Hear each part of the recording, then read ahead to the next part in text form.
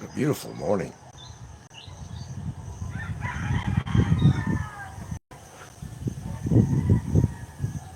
Just gorgeous. It can be pretty simple to enjoy something as a sunrise, to get up the next day and face a new morning. Just gorgeous. Just gorgeous.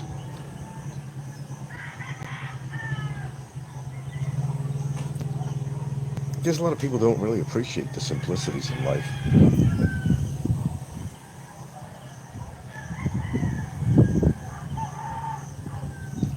To be able to get up the next morning, that could be a challenge for a lot of people, be it your health or age or whatever it might be. Life is kind of a one-way deal. You got it, then you don't. Through adversities and challenges of life itself, to get up another day, that's what it's all about, man. Ah, it is. Beautiful morning in the countryside. Sort of, kind of countryside, I guess. It's an island.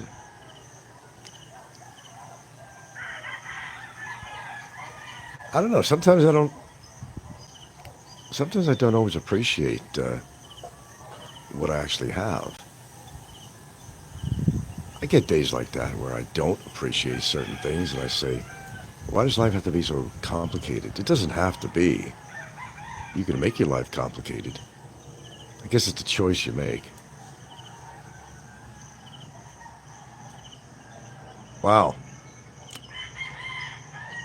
People get so caught up in shit in their life that they don't appreciate the small things.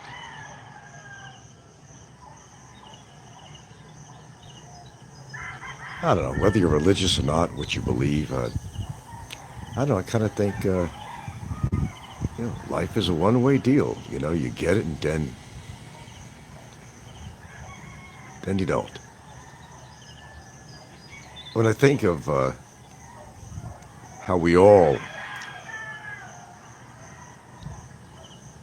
have been bothered to spend so much time with a lot of bullshit,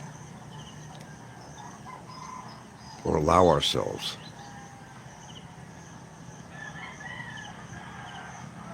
Meanwhile, we're all involved with the bullshit.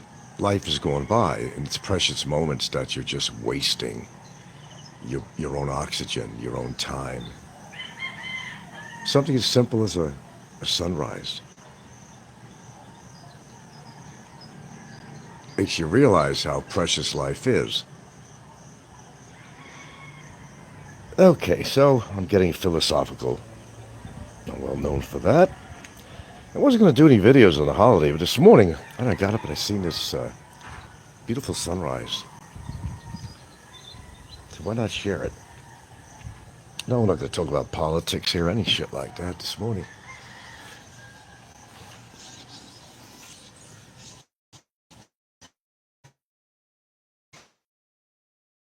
To, well, you still have that life. Try to express yourself to people that you care about as much as you can, because you just never really know. Everybody wastes so much time on politics bullshit.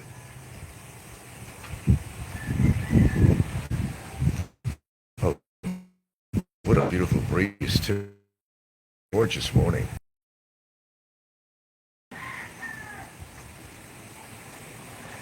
It's a nice day to be alive. What was that one quote? Was it just from a movie, or did this Native American really say that? No, I think it was from a movie. He said, "What a wonderful day to die." I heard that somewhere. It was on a movie. And this Native American guy, this Indian, was ready to face his death or something, and I don't know what the situation was, but he said, "What a beautiful day to die."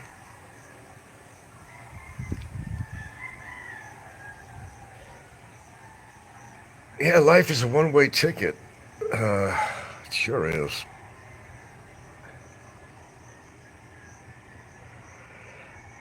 And I don't use the word blessings in the religious connotation of the word, but sometimes you got to count your blessings on what you do have and not what you don't have, and enjoy the precious gift of life. Not everybody sees it that way.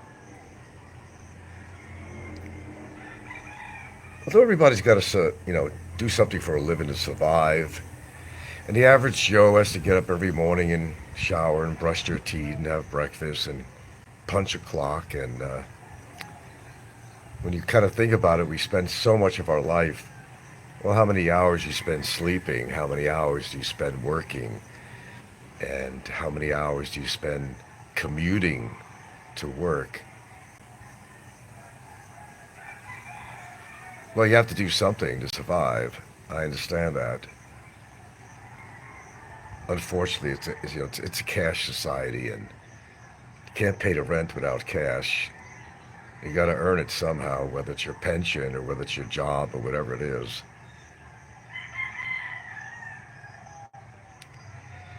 I guess that's just part of life. It's called survival, and you do the best you can with what you got. You could have a big old mansion, 27 rooms. I never understood that. Josie Wales. Oh, okay. Strife is justice. Wow. Okay. No, think about it, guys. It's just, for once, I want to do a show here, not about politics and legal shit and all that crap. Just a very simple show this morning.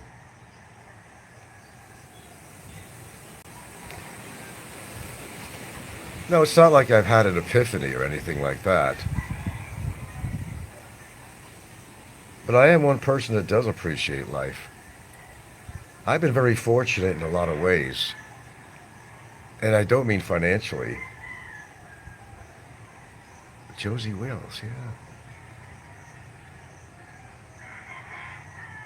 Something as simplistic as look at this sunrise. What does that mean, this sunrise? You survived another day to witness such beauty. If I was at the beach, this would be marvelous. I didn't think about going to the beach this morning, but I seen this sunrise. I said, wow, if I'd only taken a walk down the beach to witness this, maybe another morning I'll do that. When there's not a bunch of people on the beach. That's when I appreciate it more, really.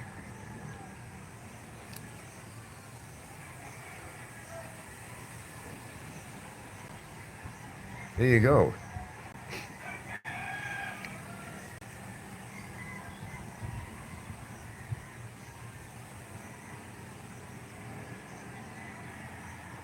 Jesus, man, just live your life.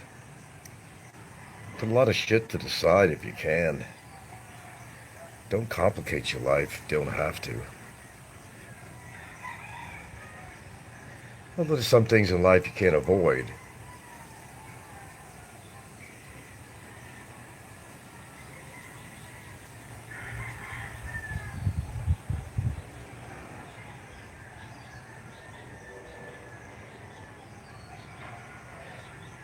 I was thinking just actually yesterday. It's not that I never thought this before. Well, first of all, as I said, I don't want to get into the politics of YouTube and all this crap going on. But when you really think about it,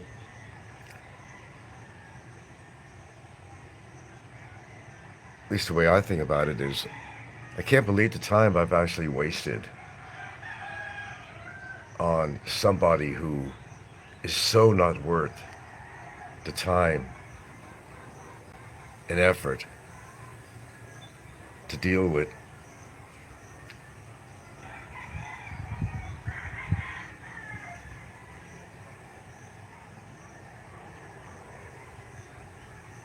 Stress kills, and I'm not going out that way.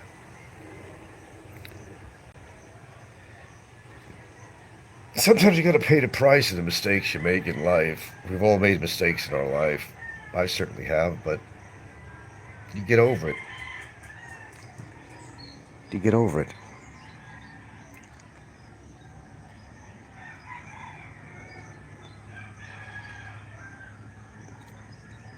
Being truly loved by somebody, that's what it's all about.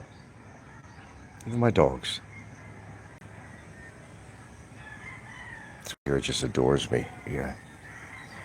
Well, they both do. Come here, come see Daddy. Yeah. Where's Ginger? Where's Ginger?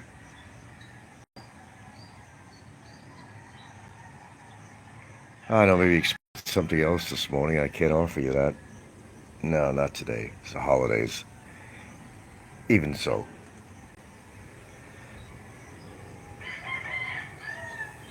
Nah, roosters. You're not going to get anywhere, find anywhere out here. You're not going to hear a rooster somewhere. But what is it? The sounds of life. We share this earth not with just humans, but all kinds of creatures. You're alive until you're not.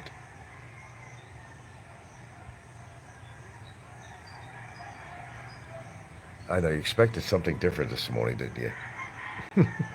No. Mm-mm. Nope, nope, nope, and nope, nope, nope, nope, nope. Just a very simplistic short show this morning.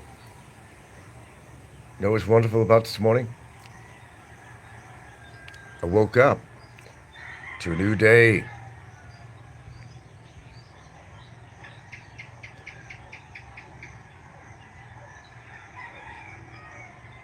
Marvelous, simply marvelous.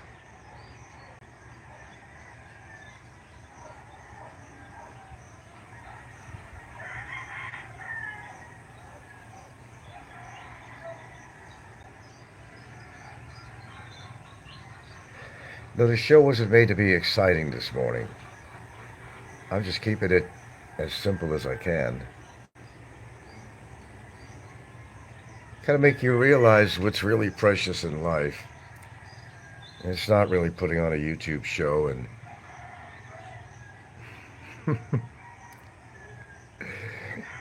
the back and forth between, well, I'll be kind and say people.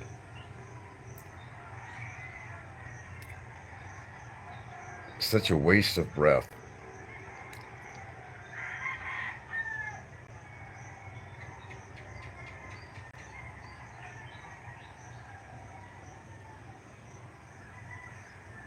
I don't know. Have you ever made any kind of a accomplishment in your life?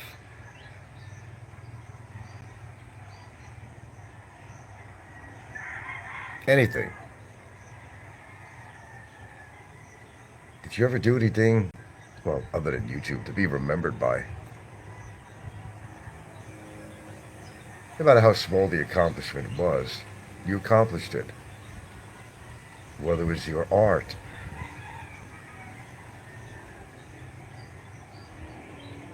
whether you're into philanthropy. Did you ever help somebody out that really needed your help?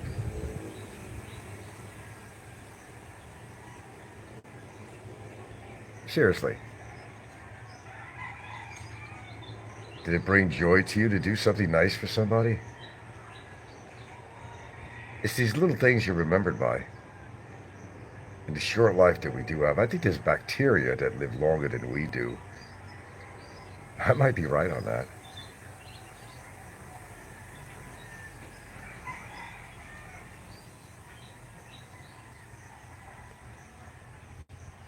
Oh, there is one thing I shouldn't really get into it. Well, maybe I should. I was watching Ricky's last show and how he was pounding on the face of Mark Thornton's death. And what he had to say on his show, it's beyond. And I was reading all the comments on there. This is the only thing I'm going to mention about YouTube here. You can't make this stuff up, and it really shows somebody's sickness. Ricky was doing a show, just totally pounding on Mark Thornton's death. And I don't watch his show, Mark Thornton. I've always, yeah, Ricegate, huh?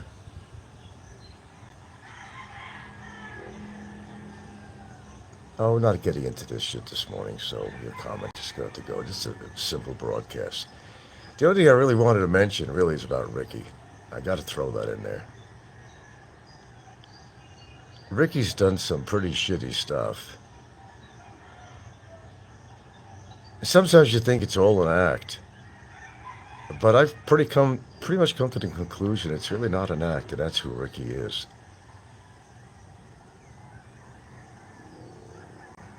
The way he was downing Mark Thornton, laughing at somebody's death, when he's probably the next person to go on here. People were just really disgusted with Ricky. I mean, they were really disgusted with him.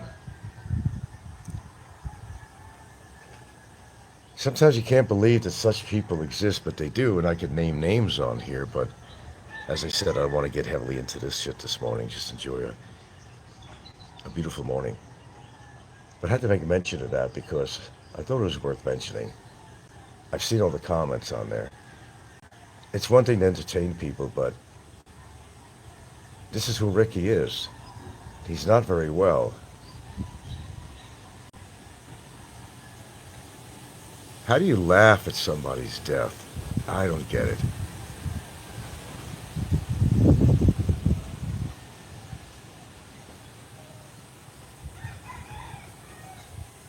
We've had a few people that have passed on.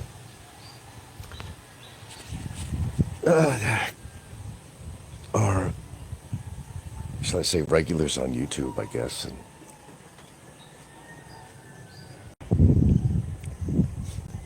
And there's a few people I didn't like.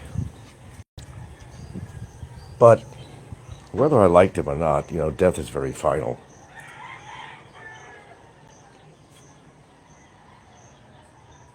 You don't have to express your compassion.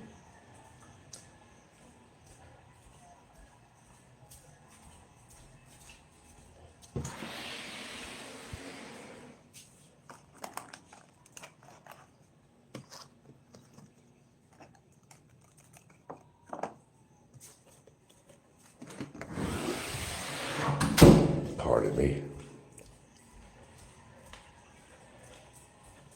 But whether you like somebody or not, you don't have to honor their memory or anything like that. Nobody's forced you to do that, but take it for what it is. Were they a good person? Were they not? What kind of a legacy did they leave in their life? That's the one thing you got to think about. What kind of a legacy did they leave? How would you like to be remembered?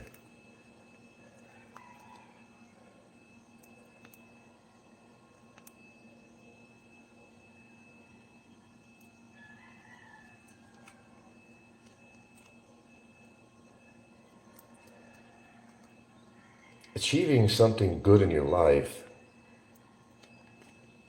I think is really important. To find yourself at a point or plateau where you actually have achieved some of the things that you wanted to do. Small or big, it don't really matter. It's whatever works for you, not for somebody else.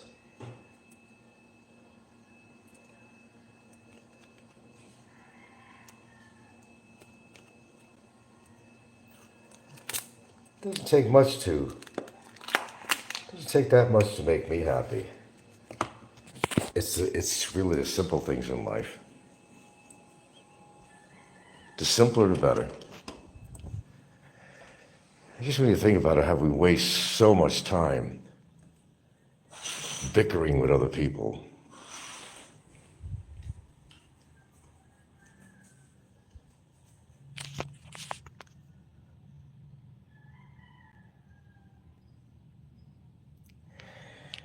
Some people are not particularly surrounded by love. If you could find it, you got lucky. Better to be loved and never to know. The way I see it. Hey, sweetie, come here.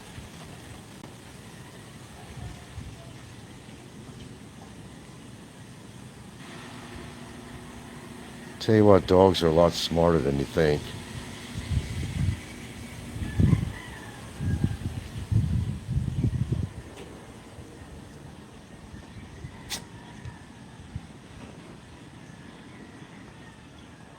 Whole lot smarter than you think.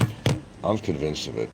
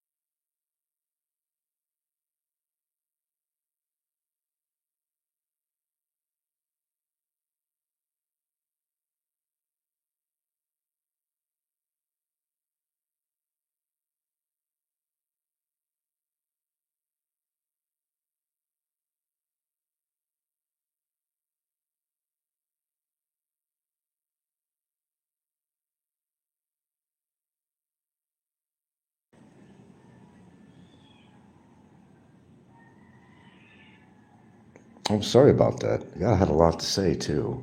I was off camera. My sound was off for the past 5 minutes. Wow. And I had so much to say in this last 5 minutes. Probably not worth repeating. But I could condense it a little bit in saying that having the freedom to do the things that you want, you don't realize how precious it is when your freedom is taken away. To have freedom to make choices in your life is precious. Sorry about that. I really didn't know that the sound was off on there. Yeah, I had a lot to say too in the past 5 minutes. Too bad. I don't want to really repeat it, but it just really had to do with appreciating what you have and not what you don't have, and having the freedom to do what you want, when you want, how you want. That's precious.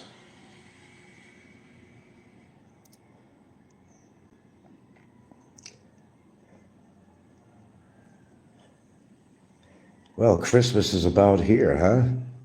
Amazing how time flies.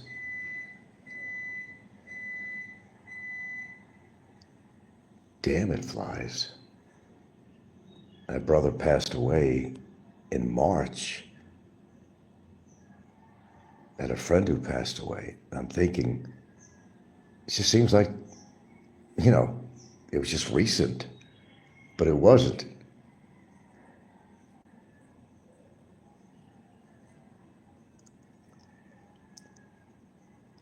Damn, time really does fly. And I guess that's a point I'm also making, is that try to utilize some portion of your life and time to enjoy what you think is dear to you. No matter what anybody's opinion is about what you should do with your life or blah, blah, blah, blah, blah, Do what you want with your life, But don't put yourself in a position where you can't make choices anymore. Somebody has to make choices for you. Now, that would suck. Big time.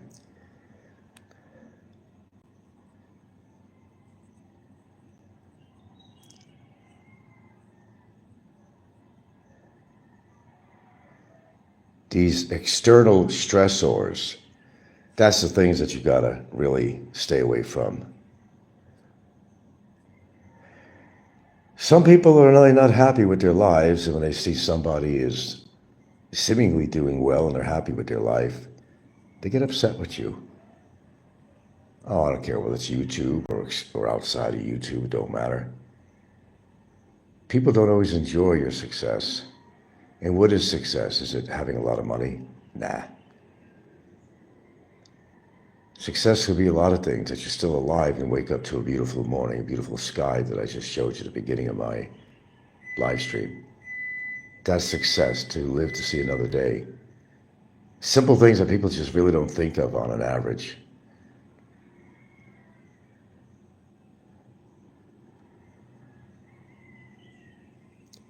I appreciate these things, I really do. It's no bullshit, I do appreciate these things, I always have. I got to live in a few great places too. I was watching a series called Virgin River. Still not done with it. I don't really like to get caught up in a series. And the backdrop is in, obviously, the Pacific Northwest, more likely filmed in Vancouver or something, I don't know. A lot of filming goes out on there. Because the lighting, the even lighting, places like Washington State and Canada are perfect places to do movies. Because a lot of the times it's kind of overcast and the lighting is just perfect for filming. And I was looking at this, I said, damn, the field correspondent who, this is a person who's a location person that finds ideal places to do their film projects for the movies. And in this movie called Virgin River, the most extraordinary scenery. And I was actually lucky enough to live in a place like that. Well, once you got out of the city, of course. The beauty of Washington State, I got to live in the Northwest too, the great Pacific Northwest. Now, I talk about Hawaii, it has its own kind of beauty, more tropical, but it has the mountains, the whole thing. But Washington State, I cannot underrate the place. A lot of beauty out there. I've been to what was the name of the area I went to? It was a beautiful glacier lake. I remember going up there. The water was so clear, I couldn't believe it. Any fish that was in there, you could just see them right off. There was like this little dock or something, that was on the lake. You walk out on there, the water was kind of shallow, and you used to be able to see the fish. It was a mountain glacier surrounded by these mountains, and the most peaceful setting you could ever see or experience. It's simple things in life like that that matter.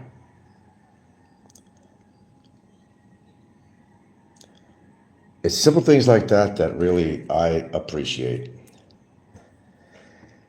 Although I'm not a world traveler or anything like that, I have been to places, certainly in the United States, that were extreme beauty. I got to experience firsthand desert areas in the both Colorado, Utah, Arizona, New Mexico area. Extraordinary. Put myself in a field of gypsum that went on forever. You might know it as White Sands Monument in New Mexico. That was extraordinary. Being in the middle of the desert in Utah and Arizona, nobody was around. I remember a really interesting pastoral scene, and we were on the back of a pickup truck for some local Native Americans because we had a flat tire on a car that we rented. And I was just kind of hanging on the back of the truck in the desert. Beautiful. Remember, there's no really moisture drops in the air, so everything is like saturated color. You could just see everything, the colors of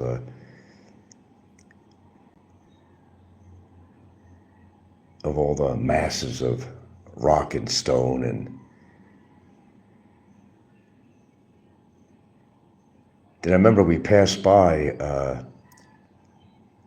there was a little pond of water, and there were some sheep that were gathered around there drinking water. And I remember the sky was reflecting in that little tiny pond. That was extraordinary.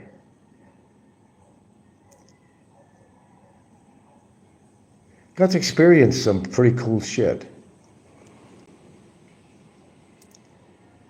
Not everybody gets to do that. You don't have to be world traveled to see the beauty around you if you recognize the beauty around you. And I got to live in some places, very fortunately, that some people have not been able to do anyway. To experience, it's like a whole new experience,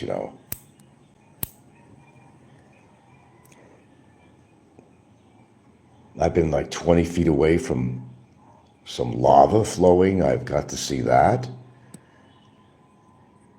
Flying above the caldera of a volcano. Watching new land being formed right in front of my eye. Watching as the lava would hit the ocean, a huge plume that it created.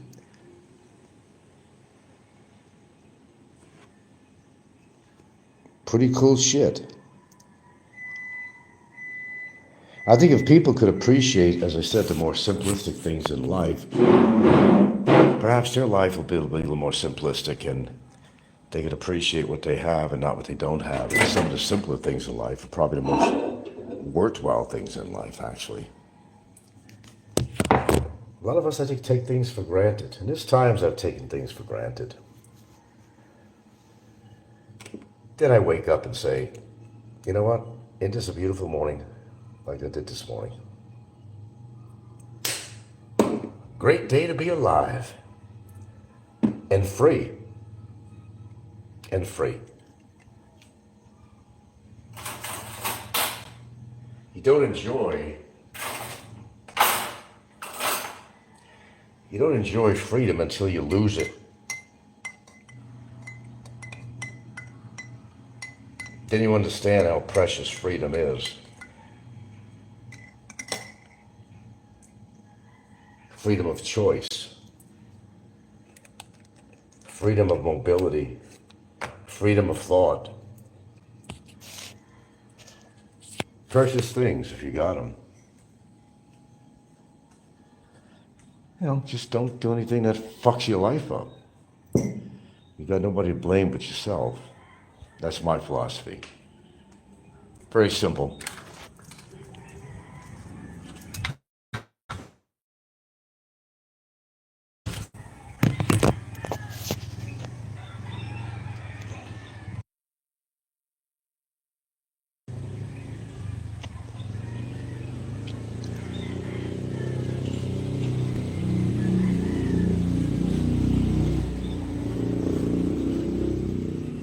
Can't get away from motorcycles, though.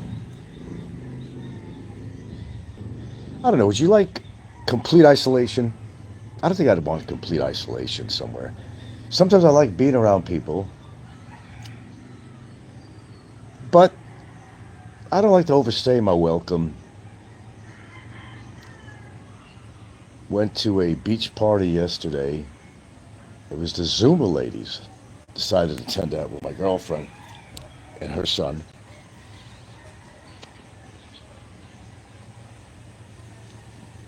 You know, one thing I noticed that there was this really starving dog. I mean, this dog looked like shit. It was a mongrel, you know, just ugly dog, you know. But this dog was starving. I mean, really down to the rib cage. And, you know, the girls that were there, you know, they were doing a little dancing around. They're playing around, having little contests and stuff they do, you know. And I was the only one that was considered trying to feed that dog, even if it was some pork bones, you know. I gave it to the dog.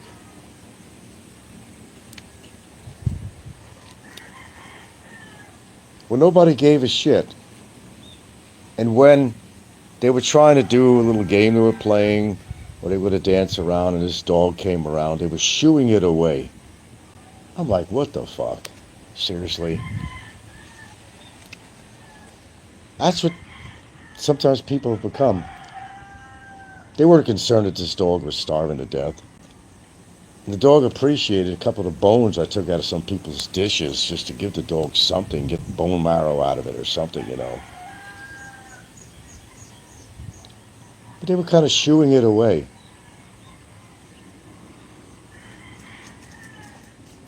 And a couple of kids are playing at the coconut tree. They see me. They even ask me, "Are you rich?" I was white. And there's an assumption made by people in the Philippines, of course, that if you're white, you're rich. I said, no, I'm not rich. They were good kids. They're trying to show me how they could climb the coconut tree. I said, be careful, you know. Just a lot of dogs came around because that's the way it is near the beach when there's some event going on. You're going to get a lot of dogs that come around. And that's kind of how I make judgment on people. You know, when an animal that's clearly starving and you know it's probably going to die in the next month, it doesn't have a regular source of food, and all they can do is kind of mooch around. You know, moochers, and all they can do is mooch around to get some food. Oh, absolutely. A lot of deep thoughts this morning. That's why I did a show. So this poor dog, and it was pretty ugly though. But all dogs are beautiful to me. But by anybody's standard, you say, boy, that's a real mongrel there. That's it wasn't a good-looking dog, but you know the dog was scraggly, and I've seen dogs that were so covered with mange. This one didn't have a bunch of mange, but I've seen dogs that were so literally covered. I've seen things on Facebook feeds where the whole dog looked like a total encrustment of mange, maybe a half an inch thick. But people were too busy wanting to photograph something than to take care of it, than to help. It was more important. It's more important to put. That's the way the society is. Here, anywhere else. Well, people are more interested. Oh, let me get my camera out and, you know, photograph this poor animal suffering or something, rather than to help it. You know, and people actually create. I hate to say this, but it's true, and I think you know it is. Just to get views and everything on their Facebook feed or whatever it is they're doing, their Facebook, YouTube, the views and the subs and all that. They will actually execute something that is so pathetic. They will actually put an animal that looks like in a dangerous situation just to create this. Oh, I'm coming here to rescue this animal. Look at me. Don't this poor animal. No, they did it to the animal. They did it. Because subs and views was so important. Making money. Money. That's their value in life. Making money on somebody or something's misfortune. Pretty sad to say our society is like that, but let's face it, it is. You know that. I know that. It's hard for me to see an animal that is starving like that. I obviously can't help all animals out. I don't got the ability to do that. Maybe the dogs over here outnumber the people on my island. It seems that way. And all the females are all pregnant. 2 cats died over here. 2 kittens, young kittens died in the past week because the mama decided to abandon the kittens. Just like, you know, people abandon their children. Don't want to give them any more milk. These animals, they would just... But then also, it is also natural instinct. The mama cat could surmise that its kitten was sickly. Or the mother cat had disease on her own. And that's how the kitten died too. But it's generally over starvation because the mother decided to abandon it, just like people do. You know?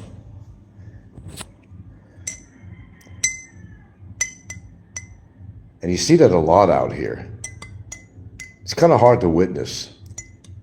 I've seen dogs that were in such bad shape that, and people just walk by. They just walk by. I'm not one of these people that go, Chet, Chet, or threaten to throw boiling water on a dog or throw rocks at it. Oh, I know somebody exactly who thinks that way. We don't want to get into that. I'm making this a more pleasant show this morning. Takes all kinds of humans. Oh, it sure does. Well, I'm not that kind of person.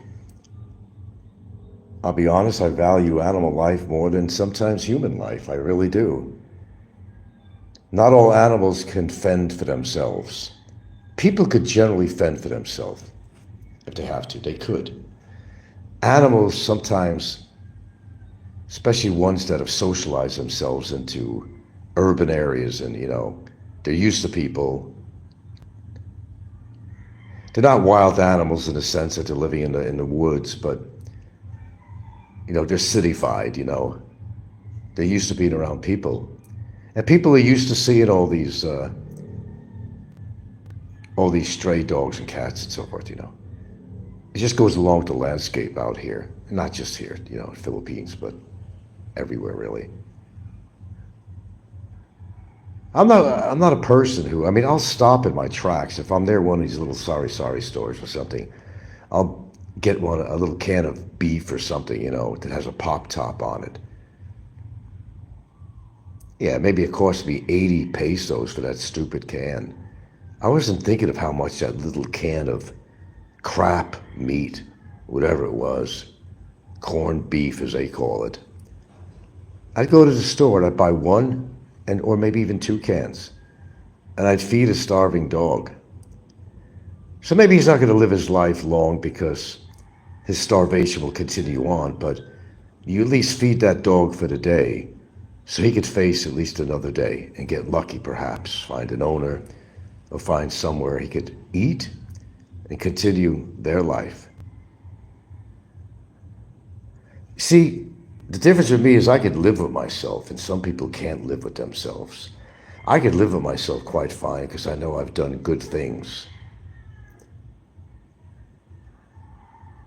And it's not proving anything to anybody else. It's how you feel inside for something good that you did. That's all that really matters. That's all that really matters to me anyway. But no, I can't really see an animal just walk by and people are just shunning it away. I don't know what happened to fucking society. Maybe society has always been like this. Maybe it's just gotten worse. I don't know. I really don't want to think on a negative side, but I'm tending to believe that society has just really totally fallen apart and people are so divided. Certainly politically. Look at the United States right now. It's a divided nation. Divided in politics, divided in everything. Got to the point that you never used to hear this shit decades ago. You know how many, when I was growing up, you never heard of kids walking into their school shooting their teacher because they failed them or something, or because somebody bullied them and they come there with their dad's gun and they blow everybody away. I don't remember, I'll be honest with you, I don't remember growing up ever hearing shit like that, but it's commonplace today. Just recently I heard of a few incidents. I mean, it's amazing, it really is, that people have become, they came down to this. The millennials, whatever you want to fucking call them. And of course, we're all putting ourselves in categories, you know. Generation X.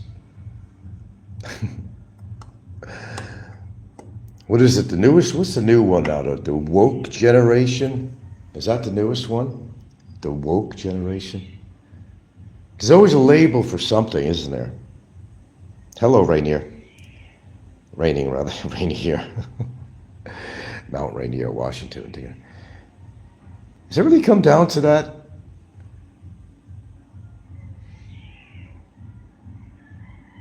People are so divided. Who's trying to hurt this person? Who's trying to hurt this for this or that, this or that? People not helping other people out when they're in legitimate need. Gosh, I don't know how many families I've helped out living out here. You got to melt with a community. If you're going to live in a community, especially on an island, it's kind of an exclusive thing. It's like, you're an islander, I'm an islander. And it's not a huge island. Well, it's a couple of islands here, actually, but it's not really that huge. You kind of melt and mesh with the community because you're living here. I don't know one person that doesn't respect me out here, or my girlfriend. You know, I witnessed something yesterday. It was a good thing, really. I went to the beach yesterday because there was a Zumba party that, and somebody's birthday was also. I decided to attend, kind of reluctantly, to be honest with you, you know. And the one thing I noticed about my partner is that she's so happy with her element. She found a lot of friends out here. You know why? Because there's something about her personality that attracts these people. And I watched her on the sidelines. I was eating something. I didn't eat much. It wasn't much there I could actually eat that I wanted, but I don't really eat pork, so you know, the lechon they had. And they were playing these little games and stuff, you know. And I seen the happiness in her face, you know, and how she was so accepted by the friends that she made that she just fit right in like a glove in this community. and how many friends that she has out here. And I've made friends with a lot of her friends, and how happy she actually is being here. This is her home. This is her community. I saw that yesterday. I mean, I really seen it in a big way. And how she was accepted by her community, by the people that she met. Very well liked, very well respected. And they were playing these little funny games that the Filipinos play at parties and stuff, like, you know, hold a cup in your mouth and pass it along like a relay to the other one. There was a couple of games they played. You know what I said to myself, and I even said to her, actually later on,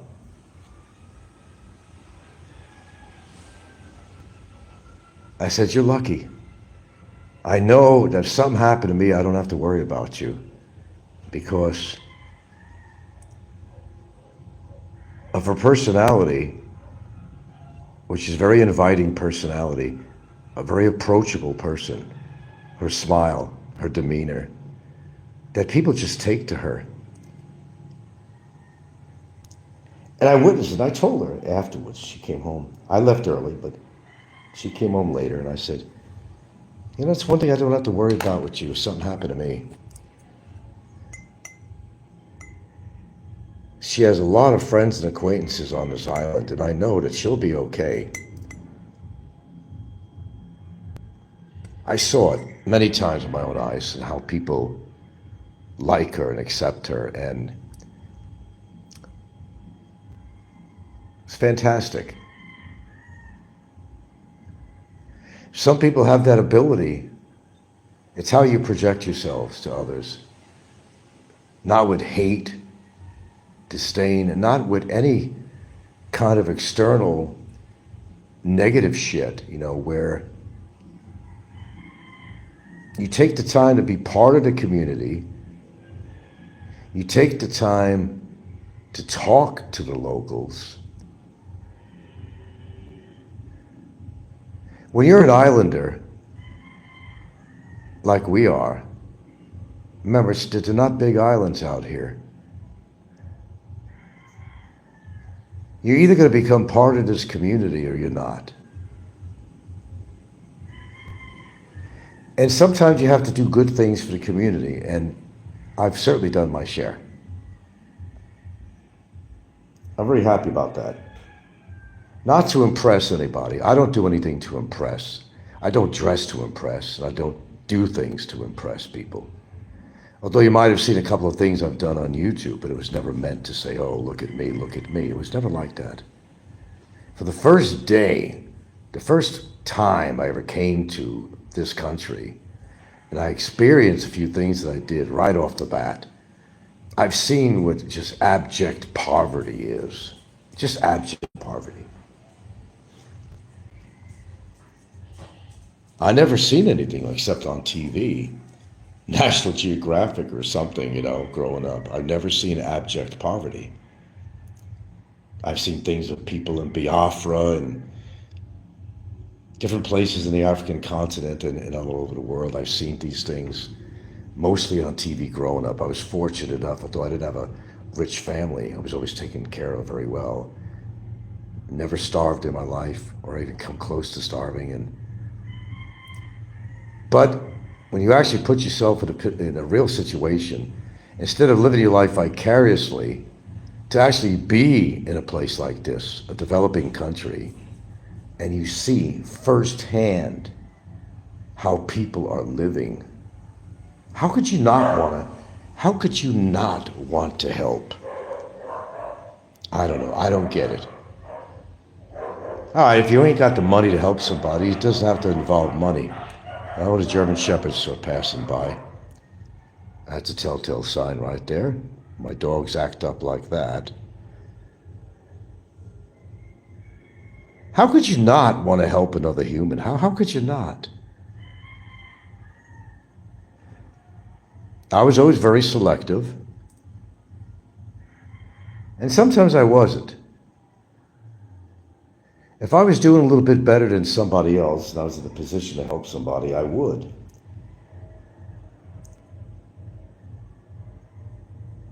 If I was a gazillionaire, you know, although that wouldn't be healthy either. That's the problem. There's always good and bad with things that you do that are meant to be good. Because, you know, you can't let an old island or something, you know that, let's say you had a lot of money. You can't let everybody know that because that could be dangerous for you. You got to do it, you know, selectively and privately. That would be the best way. There's one time I went out during a big event, a religious event out here, and I felt very generous. I went to certain people that I thought had to pick and choose. Yeah, I gave out 100 notes, 500, 1,000 notes. I did. Now, it probably wasn't very wise to do on one hand because people might think that you're loaded with money or something. It might rob you or something. So I wouldn't do it that way. I never did again like that. You could do things simply, you know, in grocery lines. Somebody can't kind of overbought their food items. They go into a small store and they have a couple of items. Oh shit, okay, let me put the milk back. I bought it for them. I said, it's all on me. Not just the milk, but whatever they bought. I took care of it on my tab. And it's simple things like that. We're not trying to impress anybody. But people remember the good things that you do for them. You got to understand that. People remember the good that you do. They don't forget that. But they're not going to forget the bad that you do either. Keep that in mind. They're not going to forget the bad. So if you do bad all your life, bad is just going to come to you. Well, at least that's the way I think anyway.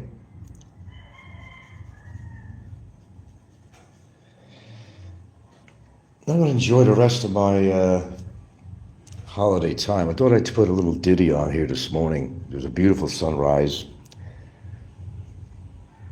And I thought I'd do a little stream this morning. And get back into my little philosophy. Which some people appreciate, maybe some people don't, but oh well. You can't please everyone, right? Don't ever think you can. You can't please everyone. That's just a fact of life, face it. But don't spend your whole life trying to please somebody or a group of people. Don't do that. Because you really don't have to. Do what you want to do that makes you feel good, not somebody else really, unless it's somebody you're helping, of course. Don't worry what the rest of the cattle in life think about what you do in your life. They have to concentrate on what they do in their life to make it better, or worse, whatever they want to do. And some people do really stupid things to make their already bad situation even worse. Never understood that, but I guess it's called mental illness. I don't know. Go figure. Why do something that's going to make your situation worse? Don't make any sense to me. But people do that. Man, just enjoy life, what you got. Jesus Christ, man. Just enjoy what you have. And don't let other people's influences bring you down. Go about your day like you do every single day. You got some adversities in life, you take care of it, man. I'm a believer in taking care of business. Just get it over with and get it done and move on. Because that's what you have to do, realistically. Face your adversities. I don't care what it is. Financial, social, political, legal. I don't care what the fuck it is. Face it. Get it done. Get the job done. Move on. But either way, you still move on with your life every day, no matter what adversities you might have in your life. You owe it to yourself and your family. You don't let somebody bring you down unless you allow them to bring you down.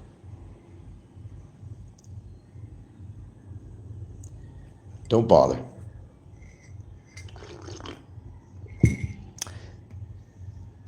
I never want to be part of an organization that would have me as a member.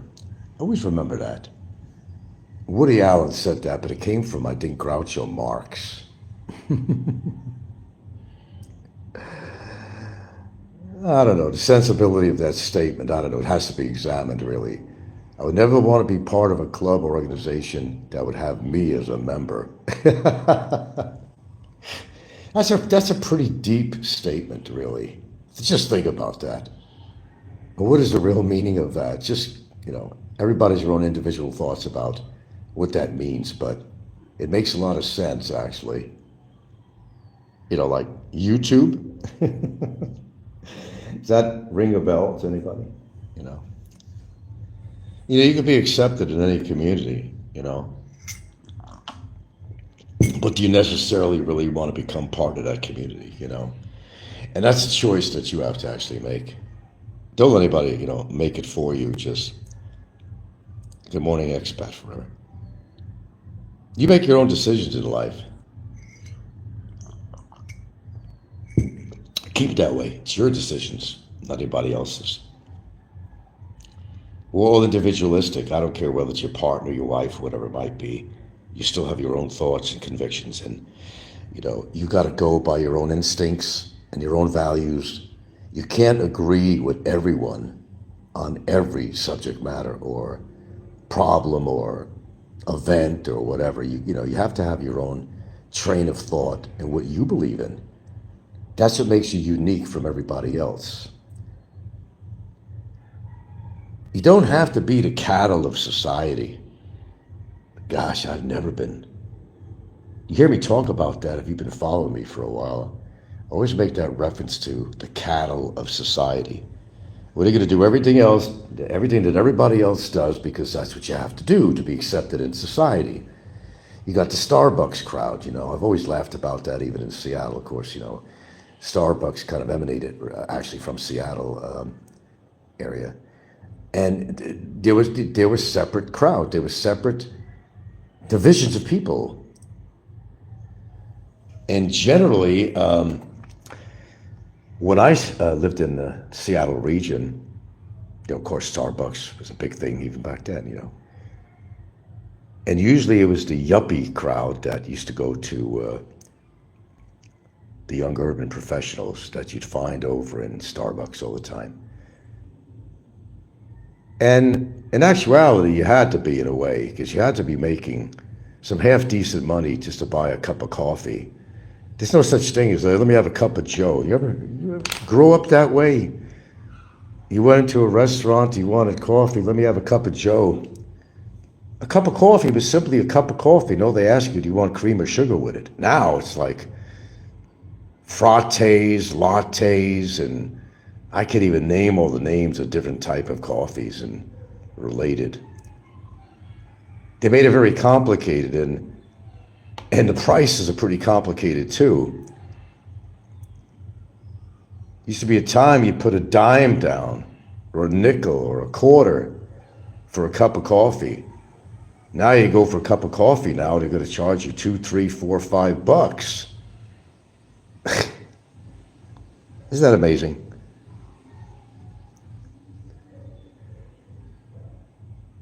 I saw something on TV that was kind of, I don't know where I saw this in a movie.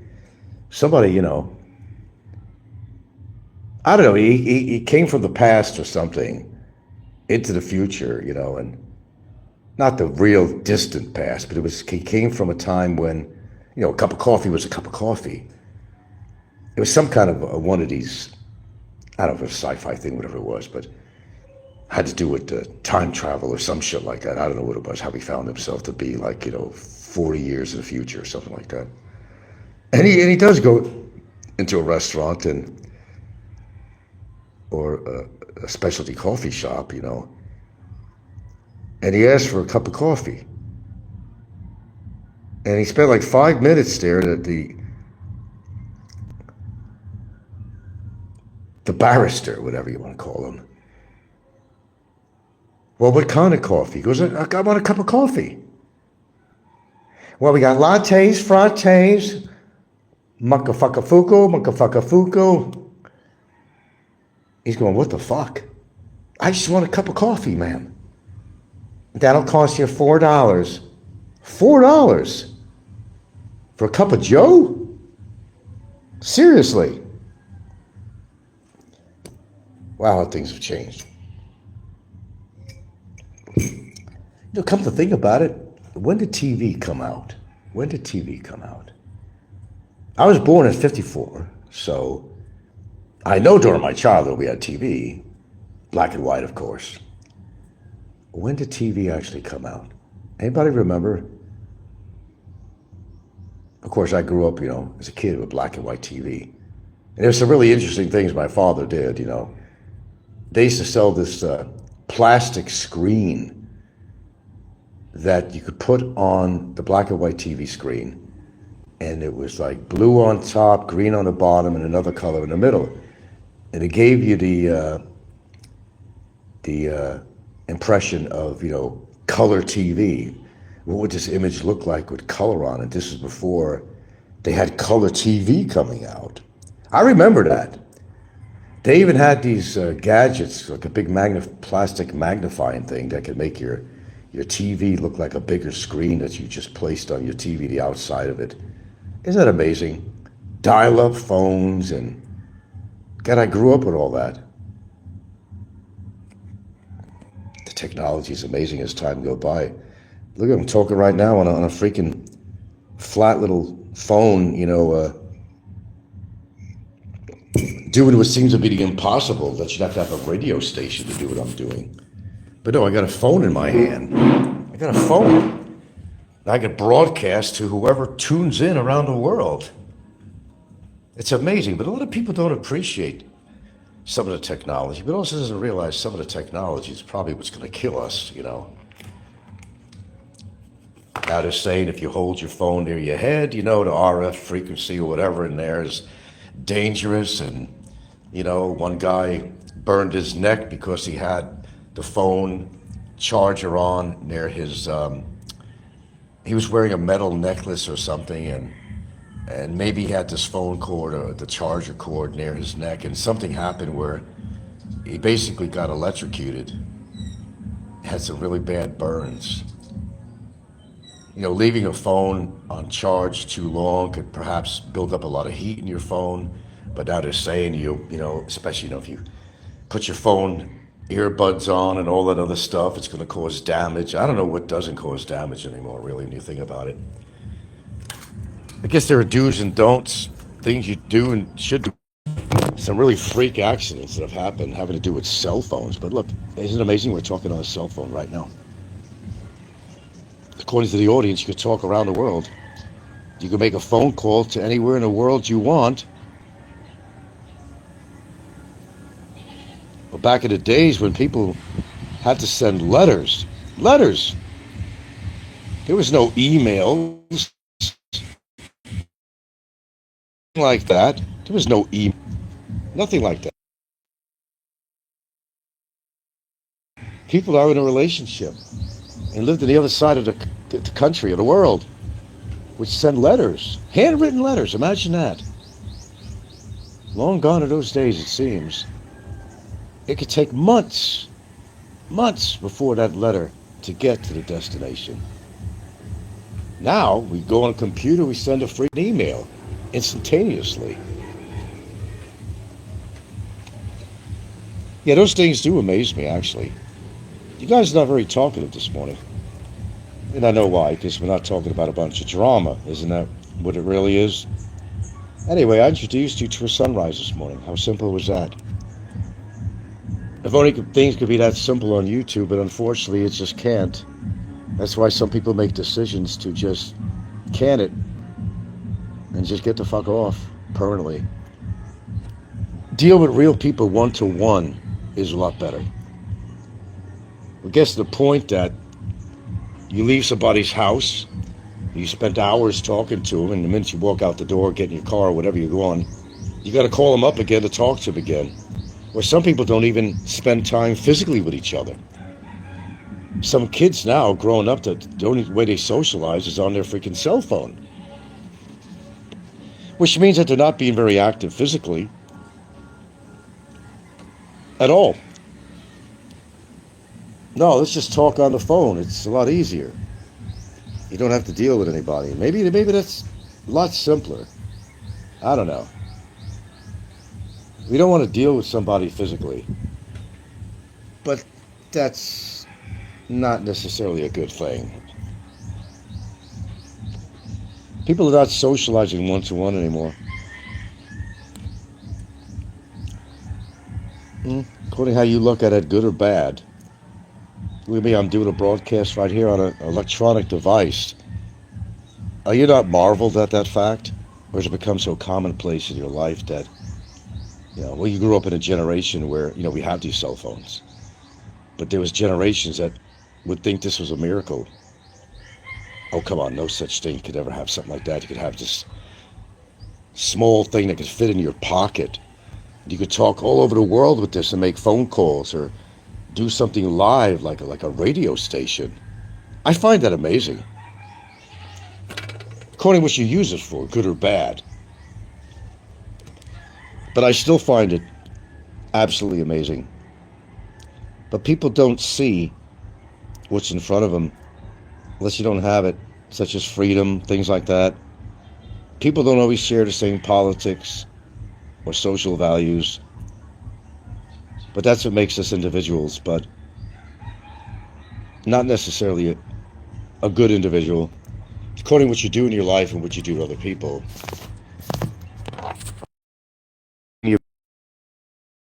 I gotta go put some attention to something that's a little bit more important, and that's not my cup of tea, but someone else. Someone else, not something else. Remember, man, appreciate what you got, not what you don't have, man. I can't emphasize that anymore that I can. I just can't. Appreciate what you have. I'm having a simple cup of tea this morning.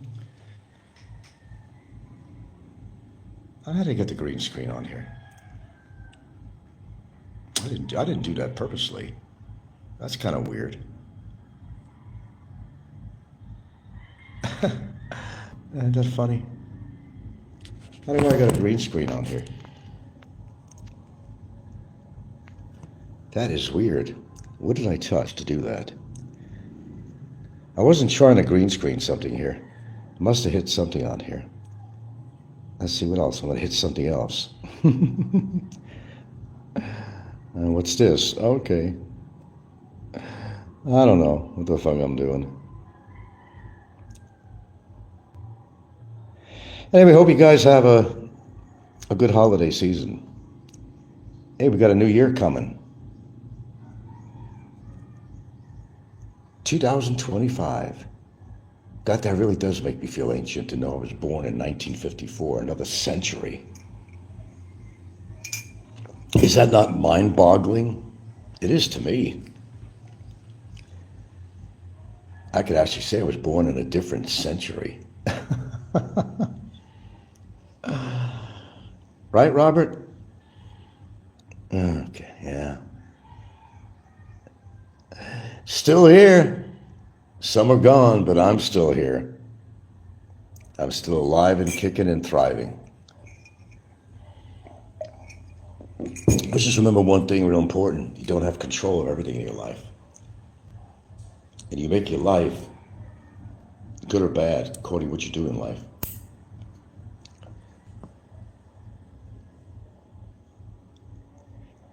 Good or bad, it's your decision. The moves you make, what you say, what you do to other people. Not everything works out your way. Unfortunately.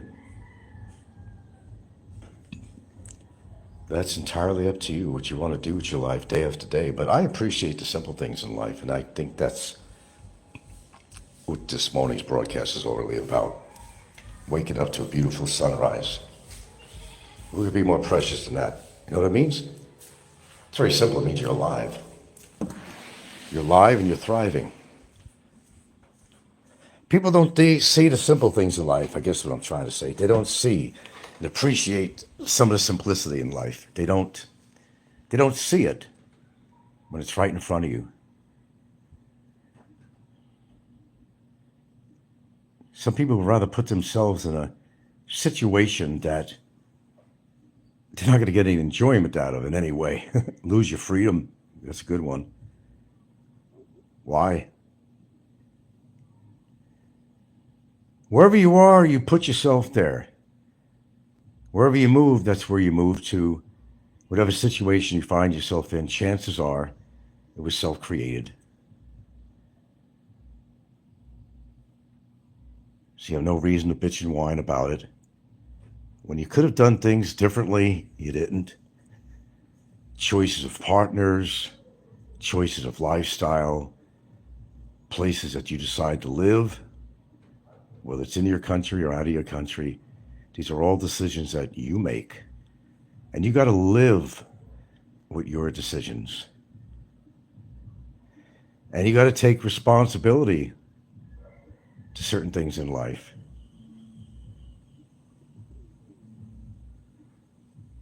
You got to take it upon yourself to realize that what you do in life may matter to other people. And people that you care about a lot, you want to protect. And you'll do anything to protect people that you love, their honor. Because that's what caring is. And why ever be in a relationship that's not real? Because you're lonely, you can't get anybody else, or people serve your purpose for some reason, but it's not love. Again, the word utilitarian. And this is in reference to anybody, really. No specifics meant.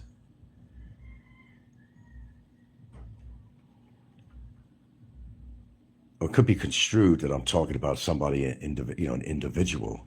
That's fine too. You make your bed, you got to lie in it. And that's the key word, lie in it. You can't go through life lying all the time. It doesn't get you anywhere.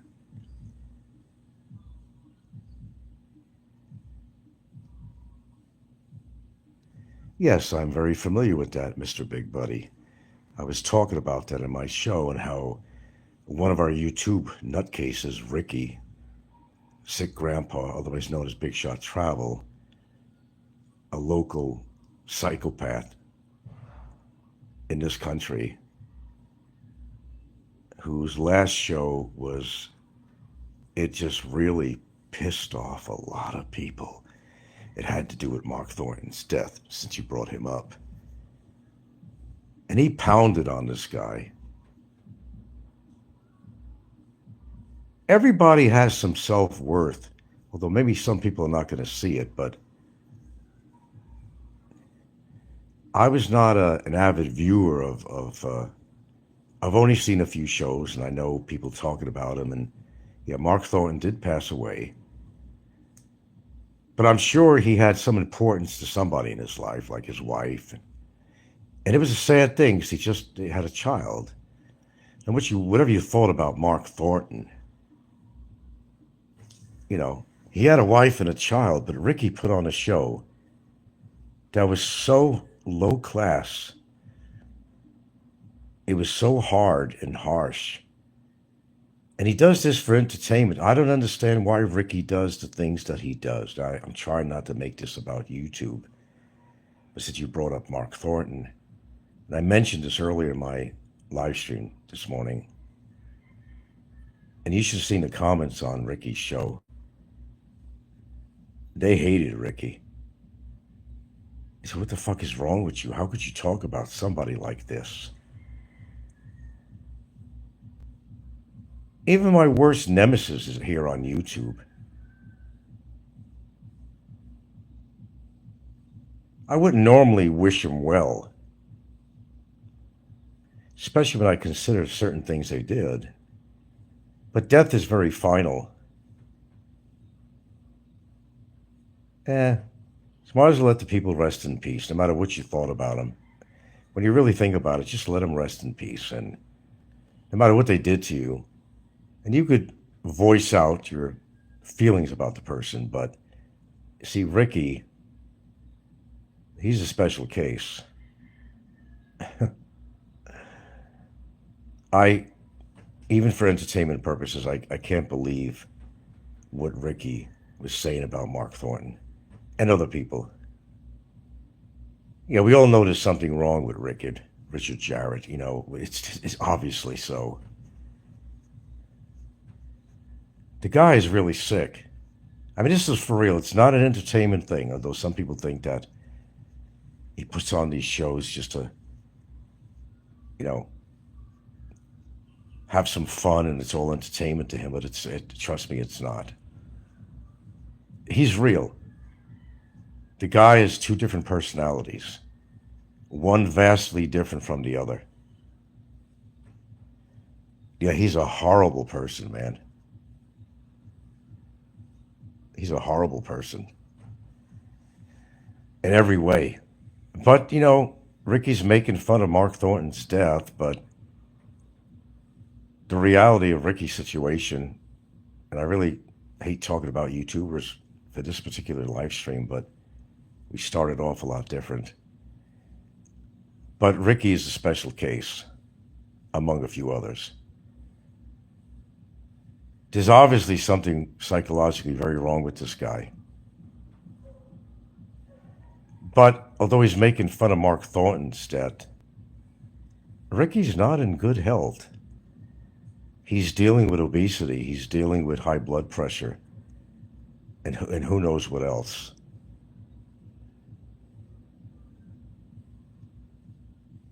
And I've always said that, maybe he's throwing caution to the wind or something, and he's buying women, and, he figures that's all the only way you could get him, because, look at him, really. What has he got to offer any woman? For any kind of serious relationship, it's just never going to happen, and he knows that. So I think he probably figures that, well, that's the way it is for me. So I might as well use and abuse women. I might as well do shows that, step on people. Typical hate shit on YouTube. And Ricky is part of that. Although a lot of people used to see him as entertainment on here, their opinions are really rapidly changing because Ricky goes too far. And I was going to say sometimes, but no, he's been doing that all the time. But I've noticed it's been worse lately. Look, I don't know Mark Thornton. I never met him. I've only seen a few of his shows. I've heard a little bit about him. But the way he demeaned his death and his whole psychology is like just bizarro world. I honestly don't know how this man, and there's several people, I don't know how they live with themselves. I really don't. I could name names, but I think you guys are pretty educated on who I'm talking about. Numerous people actually on here. Yeah, he is a horrible individual. He's really horrible. But it stems from his loneliness. It's always been a topic of mine. And when you're lonely like him, and you have a personality like him, you remain lonely. So he'll use and abuse women. He'll come on social media because he's looking for attention. He's starving for attention. That's the way Ricky is. He's a very lonely person. And loneliness could have its effects on people. Right, Robert? Loneliness could really have an ill effect on people. And they do a lot of projecting.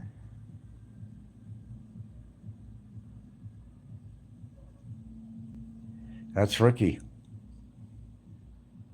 Some people just need more attention than other people. And Ricky does not know how to get that attention except to put shows on attacking just about everybody, really. He's come into some situations where he could have had his ass kicked, had to apologize his way out of it, like Mick Fisher and some other meetings he's had with other people. And some of them were unexpected. Ricky could be dangerous, but mostly dangerous to himself. I am Big Buddy says he's a hater, Frank. Ricky is unhappy person. I loved Mark's interviews. You know, if people would find the good in some people on here, and I'm not a valedictorian on YouTube here. I'm not trying to, and through history since I've been on YouTube, I'm not trying to impress anybody. That was never my goal. People either take to my show or not, but they have the option, like anything else, a radio or a TV set, you can turn it off, go to a different channel, whatever you want to do. I don't force people to come to my show here. They're just looking for drama. I don't know. Drama seems to be an important element in people in our society, more so these days. And you got the nosy bodies. I was watching this series. It's called Virgin River. I was talking about it earlier slightly. And all the busybodies in town. It's real life. It's real life. They did a good job of that. It's a small town that they call Virgin River, and a country town set out in the mountainside of the Pacific Northwest. Very interesting. Normally, I like sci-fi or like certain drama movie, but not. But something like this is pleasant to watch because it shows a different element of people's life according to where they live and how the town knows everybody. And they got this bar, which is also a restaurant, that everybody seems to come. It's the meeting place, like a Norman Rockwell situation, really. And everybody meets at this place, and everybody knows each other. They know everything that's going on with everybody else. And in this show, there are numerous, and it's usually the women, and they just talk about everybody else and give out everybody's business. And it's just very realistic, and that's why I like the series, because this is real. It's as real as it gets. Small towns, people know everything about everybody's business. You can't get more real than that. And when you got small communities like that out in the countryside, out in the mountains, wherever it is, and this takes setting in the Pacific Northwest, although I think it was maybe filmed in Vancouver or something, and they talk about Seattle, and they talk about different things I'm very familiar with, and it's obviously a Pacific Northwest town, the backdrop of this movie. And I can relate to it, the pine trees, the mountains, the rivers. It's really fun to watch, actually, because I've lived in an atmosphere like that. I did. Not out in the mountains, of course, but I've had that option of, going to places like this that are so beautiful you don't believe it's real.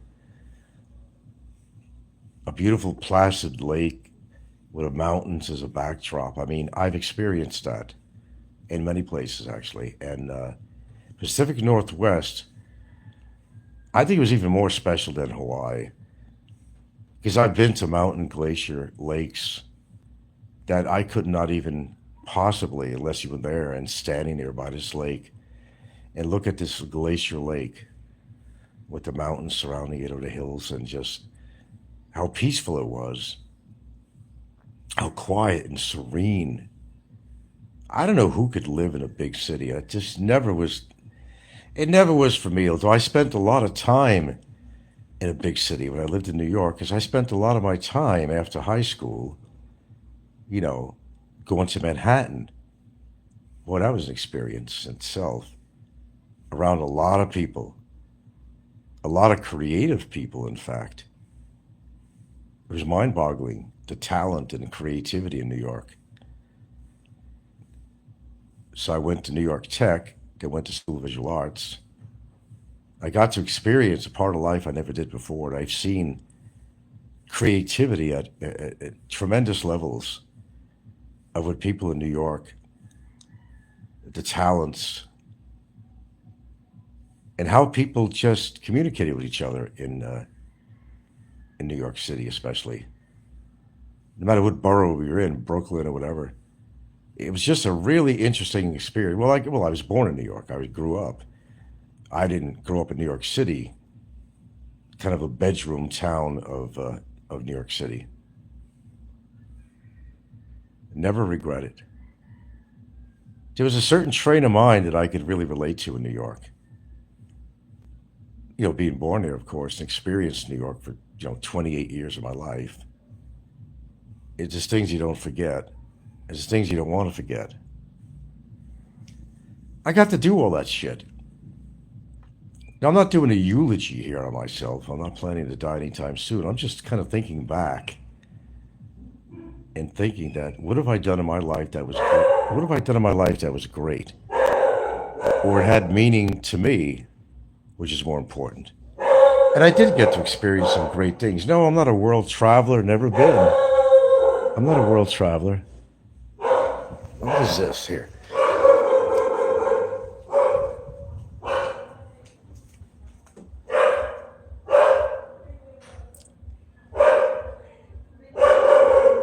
Oh, somebody delivered something. Food? What is that? I don't know what you got this time. No, I got to do some cool things. God, the deserts, tropical islands I've lived on.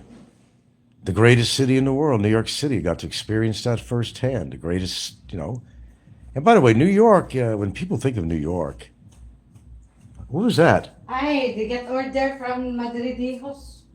An order? Yeah, they want to stop by here before going to Cebu.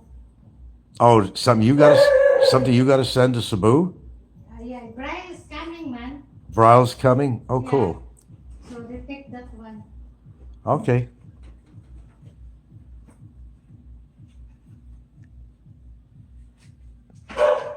But I got to experience some great things. Agree na, ano ba na? Island life started with, well, Manhattan's an island. I spent a lot of time in Manhattan. Manhattan's an island. No man is an island. Who quoted that? But Manhattan was an island, and I'll tell you what, it's a mind-boggling experience to grow up in New York. If you throw yourself in the urban areas of New York City and other boroughs, Bronx, Brooklyn, and so forth, it's mind-boggling because I met the most interesting people growing up and spending time in New York, even during my college years in New York. I met the most creative people I've ever met in my life. The characters you find in New York. We had this guy, we called him the professor. My friend Mel, who lived in a brownstone and still does, he's like in his 80s. He's under rent control, and this guy lives in a brownstone. And you know what that's worth? You know what rent they'll pull out of that? That could be $4,000 a month. And Mel is probably only paying about $400. $400. Because when they had this rent control thing going on. Anyway, we used to have this guy, and I forgot what his real name was. It's something out of Seinfeld. It really is. That's what New York is. It's a Seinfeld show. And we used to call this guy the professor. I'm not sure why. I don't know what his profession was, really. He had a screw loose. It was pretty obvious, but he used to wear this trench coat all the time, and he'd come by and he'd be philosophizing, as I call it, philosophizing. Always talking about philosophy of this and that. Really interesting character. I've met so many interesting characters in New York.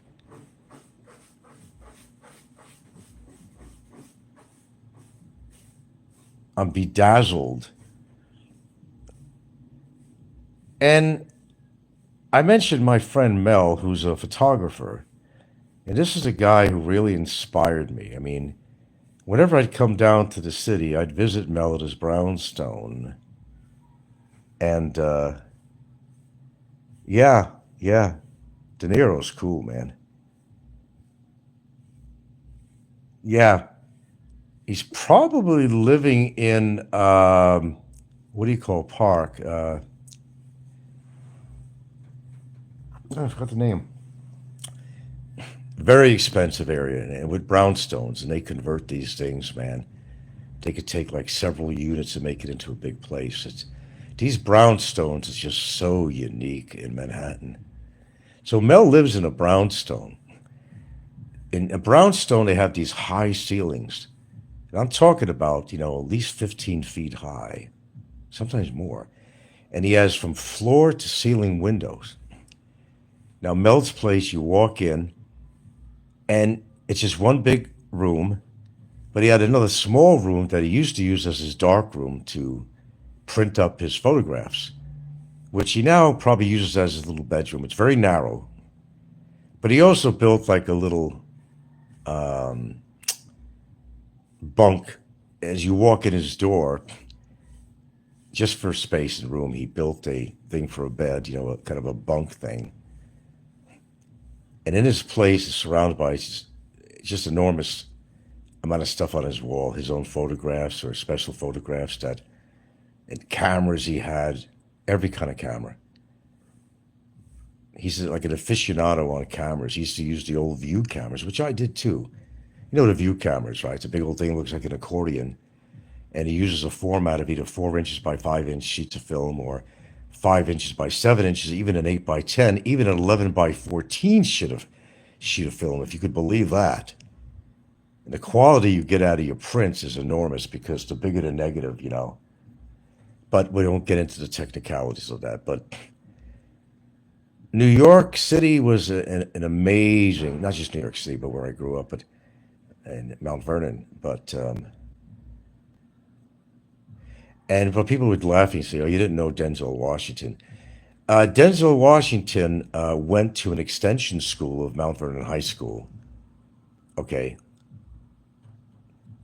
And when I said that Denzel Washington, and by the way, a lot of famous people came from my school. That's the truth. You got to look it up. Famous people were, whether they were athletes, politicians, you name it. Dick Clark, Denzel Washington did go to my school. It was an extension of Mount Vernon High School. That's how I know who he is. And people are laughing, "Oh, you never went to school with him." Not in the same building. There's another complex. There was another complex, an extension of Mount Vernon High School. But a lot of activities would take place at Mount Vernon High School. Athletics and all that stuff and whatever. Sports and so forth. So when they say, "Oh, you didn't know Denzel Washington." No, I didn't. I didn't know him personally. He wasn't a friend of mine. I had no idea who the hell he was, what he would turn out in life. I had no idea. But that goes with a lot of people. I don't know why. Maybe because, Mount Vernon was a kind of a bedroom community of New York City where people chose to live. And it was really great because they didn't have to live in a big city with all the mayhem and traffic and all that. And we had great commuter trains and that would, take you from Mount Vernon to Manhattan.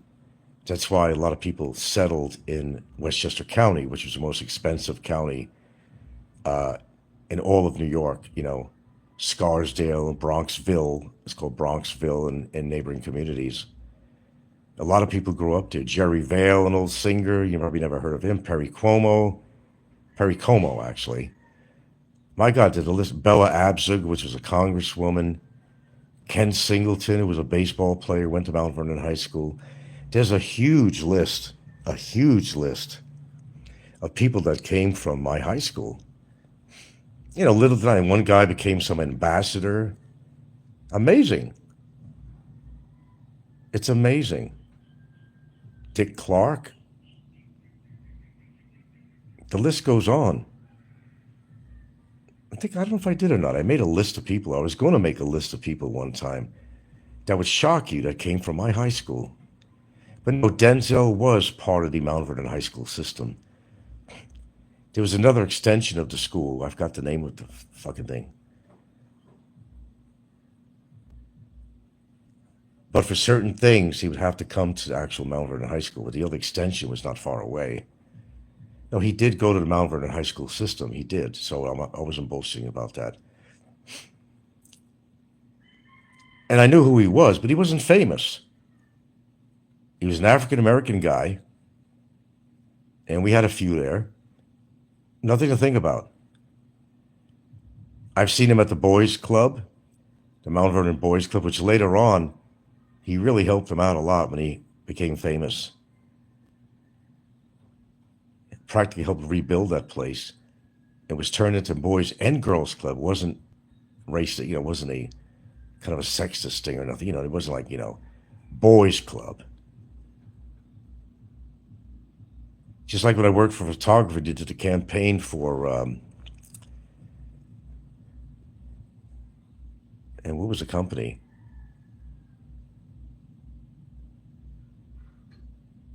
And what the slogan was, and it had to do with a light bulb. It said,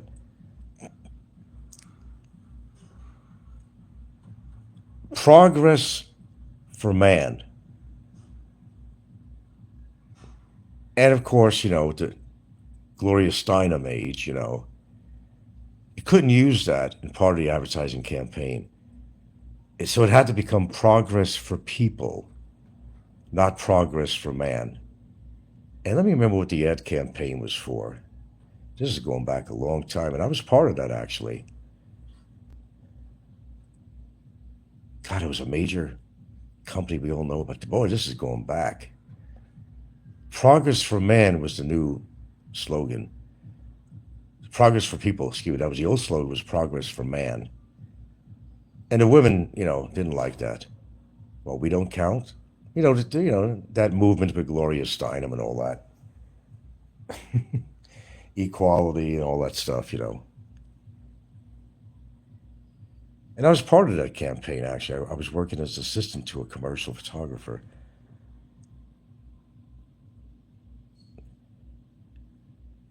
Progress for people. Damn, what was the name of the... Oh, maybe it'll come to me. We're talking a long time ago. Well, if I think about it, I'm not going to be on here much longer anyway. I got to get something to eat, but he did some pretty major accounts. Oh, it wasn't Pepsi or anything like that. It was, I don't know, it'll come to me, but unfortunately it'll come to me at another time.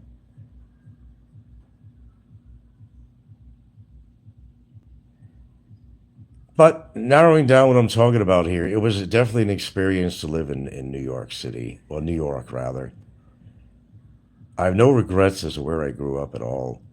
It's unfortunately that during the later 60s and 70s, of course, drugs just obliterated everybody. And how many people in my town of Mount Vernon passed away from drug overdose. Of course, my brother got involved with that shit too. I was sad that happened, but it happened. And so many people we knew passed away from drug overdoses in the community. There was one guy that was bound to a wheelchair. He might have committed suicide. He became a drug addict, but he was like a real ladies' man, Italian guy. I knew his brother Phil more than I knew him. I just knew of him. And this guy was, with the ladies and all that in the community, and had a lot of this Italian pride.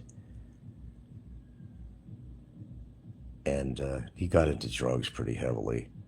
But then he had some kind of an accident or something. He was wheelchair bound. And I think, if I could remember, I think he might have committed suicide. There was a lot of my brother's friends that all died of overdoses. Sad. That was really the beginning of the real big drug era. But it started a long time ago. People were into drugs. Cocaine's been around for a long time. They used to use it in fucking Coca-Cola, if you could believe that. It's what a name, Coca-Cola. Coke, can I have a Coke? Snake salesmen back in the day used to put cocaine and stuff like that in their remedies. Oh, this will cure your ailment, but they'd put alcohol in there. You're going to feel good, right, if you drink some alcohol. Right? Oh, it made my, my arthritis or whatever, I feel so much better. And they were doing a service to people. They really were. We laugh at these snake salesmen, but they knew what they were doing. Made people forget about their illness if they got drunk off it or something, or if they had cocaine in there, They did. They actually did. What year was what? Be more specific. I'll try to answer that. But yeah, some pretty bad shit that went on, man. And I stayed out of that scene because I saw what was happening with my brother, and I didn't want no part of that.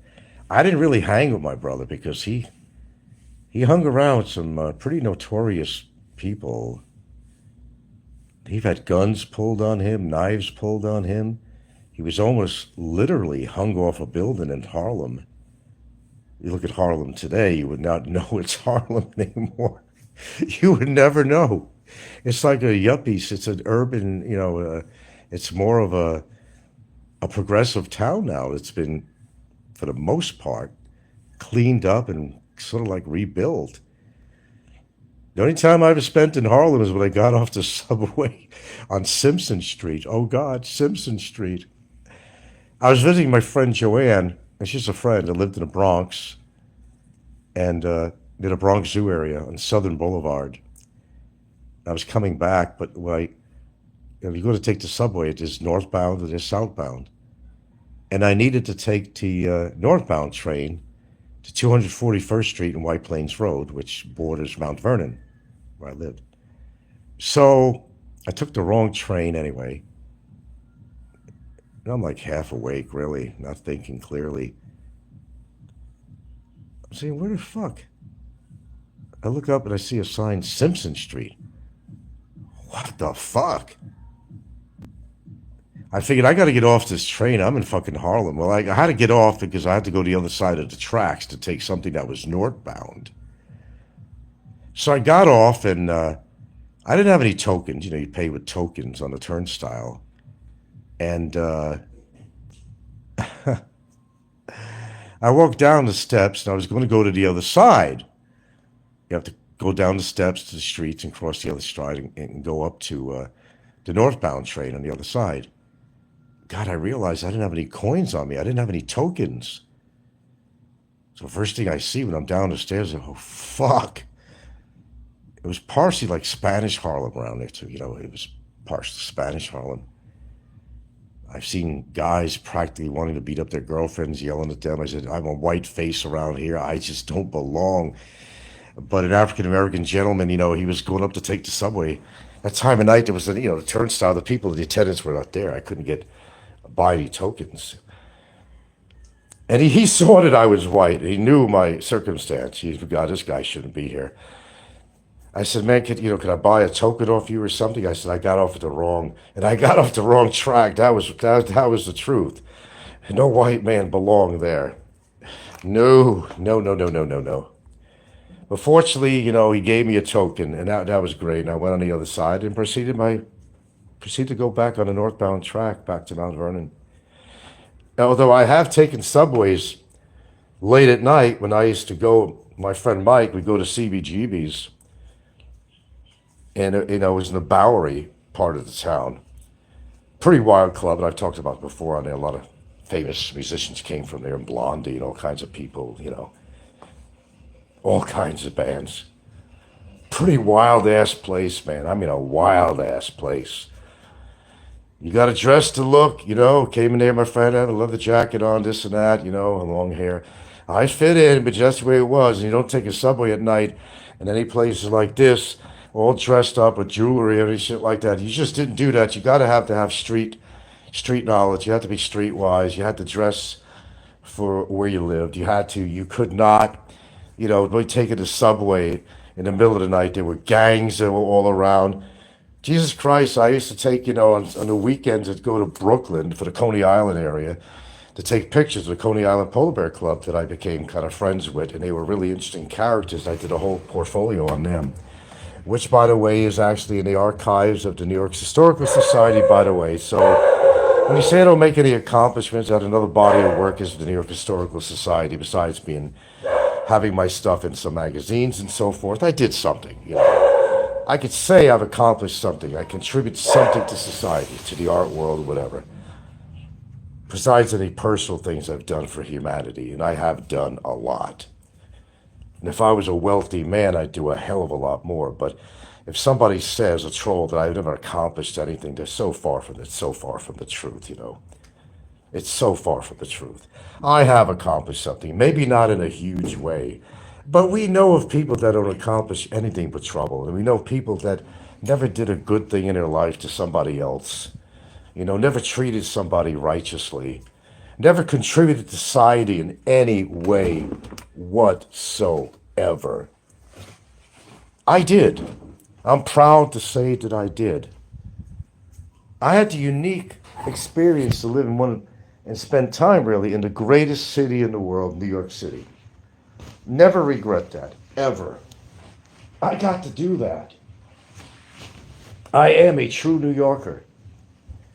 But if you compare the time that I've actually lived in Washington State, which I lived for almost as long as I lived in New York, born and raised, of course, New York. I'm like a Washingtonian also, because I've lived there for 26 years. I don't know if you knew that or not, how long I lived there, but I actually lived there for 26 years. I'm a New Yorker by birth. I'm a New Yorker by how long I've lived there and being born there. And I'm also a Washingtonian for 26 years. And I'm not a Hawaiian, although I lived in Hawaii for 14 years. Isn't it great to be able to live in these three spectacular places? That's an accomplishment. I think that's major. To experience what it was like to grow up and live in New York and then Washington State, Hawaii, to get the advantage of living in Hawaii and have a home in Hawaii. I did all that. You can negate anything you want, but I did all that. You asked me what year something was, buddy. I don't know what you're talking about. I try to answer your question the best as I could, but... Okay, we're at the 2-hour mark here. And we did that purposely this morning because I just want to enjoy the rest of my holidays and just had a beautiful sunrise this morning. That kind of inspired me to do a show. And if you allow my philosophy to go on, you got to enjoy what's real. You got to enjoy what you have, not what you don't have. If you got something good going on in your life, man, appreciate it. Dive into it. Melt with it, melt with it. You got a loving partner, wife, whatever. Make the best of it. There's a lot of lonely people out there, man. And I think that's a factor that you got to really take seriously because it's a lonely world out there. You heard of Lonely Planet, right? And that was either a documentary or something called The Lonely Planet. With how many billions of people that we have, I lost track. It's a lonely planet. It could be the loneliest place in the world if you make it that way for yourself. What was it, 5 billion, 8 billion? I don't know what the hell it's up to now. It could be a lonely planet. And then you say, how could somebody be lonely? With all these people, how could you be lonely? Well, you got to kind of put yourself out in society, number one. And you have to be approachable. And don't necessarily, isolate yourself from other people. You could choose when you want to have isolation. That's the great thing about freedom. It's a great thing about making your own choices. You could isolate yourself from other people when you want. That's the great thing about life. You could choose to be around a lot of people and you could choose not to, or have kind of a good balance between the both. I think you understand what I'm talking about. And I do exactly that. Well, as I said, I went to this Zumba beach party yesterday. And I stayed there for a while until it's like, man, I can't deal with this, really. The starving dogs are more interesting to me than, Talked to a gal that owned this property. She owned that whole property. I said, oh my God, she inherited from her. Do you know what property on the beach costs? Just land alone could cost a couple of Some places, a couple 100 million pesos, you know. She had this 4 unit place. She showed me one of the units in there. And she had this cabana that we were all under, you know, and all the activities had lechon. And that stretch of beach, and her whole family, the surrounding houses belong to cousin and whoever else. She inherited money from her grandfather. She's got it made in the shade. She gets 2,500 pesos a night. Not that it's going to be filled every night. She's got 44 units, but she's going to buy more property. I got the time to spend talking to her. And where a lot of people think that Filipinos are so broke, you're so wrong. This gal, I mean, if she had to sell her property, already built structure, very modern looking, it only had 4 units, but that whole beach area, I mean, that she owned that. And we're talking about certainly easily 200 million pesos. Probably a lot more. Because beachfront property here is not cheap. Beachfront property anywhere is not cheap. Whether it's on a lake or an ocean, I don't care what it is. She had the beach as her front yard, man. And she was very self-sustained, you know, sustained life. She probably had money in the bank from inheritance. She had the units she'd rent out. She might even had a little eatery place there, too. She's not married. She has a couple of kids. Wow. What a good partner that would be, huh? If that's what you're looking for. But she had it made. And their life, their income is not good, and not living in the fanciest places, and money is hard to come by. That's impoverished, you know. It doesn't necessarily relate to being starving, because really, Filipinos out here are not starving. I don't know what you've heard, but Filipinos are not starving.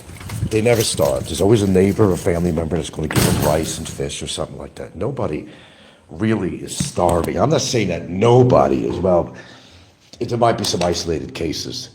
But nobody really is starving in the Philippines. It's not like that. I don't know, maybe in Bangladesh or something, in a place like that, or Biafra, you know, Haiti or whatever, you know, that people are starving. It's for real. But no, they're not. They're not starving here in the Philippines. I'll guarantee you that. Maybe they don't have the best nutrition or the best diet and stuff like that, but they're not starving. That's one thing they're not out here. But I found it amazing that these kids that were playing on this coconut tree, they asked me, "Are you rich?" Isn't that so typical? Even for a kid, they see that you're a white person, they figure that you got a lot of money. That assumption is made all the time here in the Philippines, but you can see a lot of Philippine people out here that look like anybody else. Maybe they're not dressed fancy or anything like that, but they're driving the nicest vehicles. They've got property from here to Timbuktu. I mean, you know, and people make this assessment that, you know, all these Filipinos are poor people. Well, there's a good majority of Filipinos that are living under we want to call it the poverty line. But not everything you see is real, because this woman, I mean, to have property, oh, even though she inherited, she still has it, it's hers. She could sell that property for millions and millions and millions of pesos if she really had to, but she's smart. In fact, she's looking to buy other land to invest in. So don't make the assumption that Filipinos are all broke, they're impoverished and all that shit, because that's just simply not true. Even in my island here, there's a lot of rich people, very wealthy people, extremely wealthy people that would blow your mind. Not everything you see is real, you know, meaning you envision somebody, you say, well, you're Filipino because, you know, you're broke, you gotta be, because Filipinos are broke. That's just not true. I met a lot of wealthy people right here on the island here that have so much property in hardware stores, and they own, one person practically owns the Rosca subdivision I used to live in. Has about 25 rental units there alone, has how many hardware stores here and even in Cebu. You can't make a judgment on appearances alone.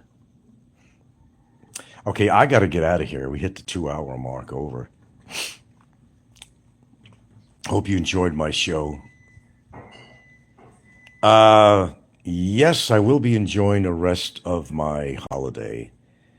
And maybe I want to say something here. Maybe I should.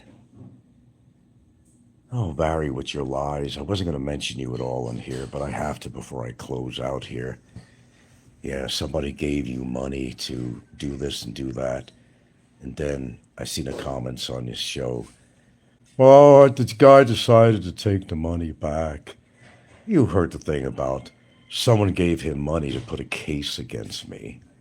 And he had to decide between, using it for his bail or putting a case against me.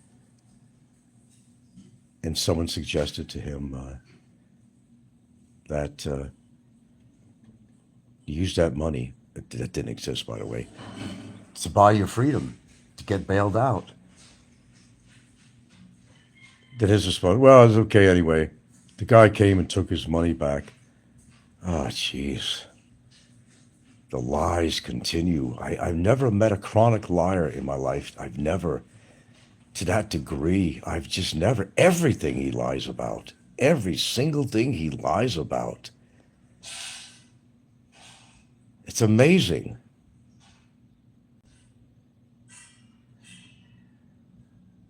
Anyway, I kind of blew my show having to talk about him. My apologies on that. Perfectly good show until I had to talk about him. But it's something I had to say. He's been caught up in so many goddamn lies on here that nobody could believe him anymore. He's just not a believable person. That's it, bottom line. Let's bottom line this out.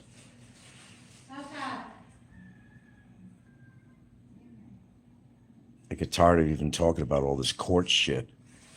It shouldn't even be a topic on here with me at all. Never should have been. Neither one of us. Never should have been. But it has been. He has to face his own fucking demons. But unfortunately, he's just not facing it the right way, and it's just putting him deeper and deeper in trouble. Whatever happens, happens. Just let it be. Face the reality of your situation. You eat lang. Okay. No, it's sausaw. Oh, sausaw. I don't know what I'm eating. The dogs are eating breakfast this morning, but I don't know what I'm eating. I smell something. What are you cooking? What are you cooking? Egg. Eggs? Dog dish. Oh, for the dogs. I thought you were making something for me. For the dogs. Our dogs do come first here, I got to admit that. We do put the dogs first. And they'll generally eat breakfast before we do. That's okay. No, generally they'll eat after I eat or something, But sometimes we'll feed them extra early.